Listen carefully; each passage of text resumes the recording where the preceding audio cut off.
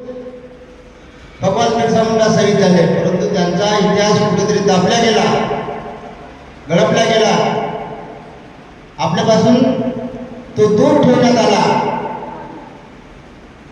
त्याची आज हळूहळू आपल्या बऱ्याच इतिहासकारांनी अभ्यासकांनी होऊन शोध करून अभ्यास करून त्याचा इतिहास आज आपल्यासमोर हळूहळू येतो आहे.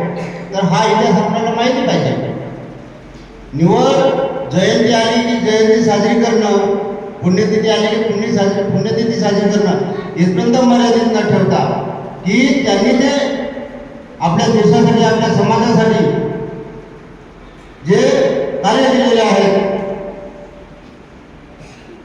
जो त्याग केलेला आहे एवढ्या कमी वयामध्ये, त्या त्यागाचं त्या बलिदानाचं त्यांनी दिलेल्या बलिदानाचं व्यर्थ जाऊ नये, आपल्याला त्याची माहिती असावी आणि ते आपण सार्थकी ठरवण्यासाठी निवड जयंत्या साजऱ्या न करता किंवा पुण्यतिथ्या साजऱ्या न करता आपण त्यांनी दिलेल्या शिकवणीवर आपण पाय ठेवून हळूहळू मार्गक्रम करून आपण एक चांगला सुसंस्कृत ह्या देशाचा नागरिक, एक समाजाचा घटक बनण्याचा आपण प्रयत्न केला पाहिजे.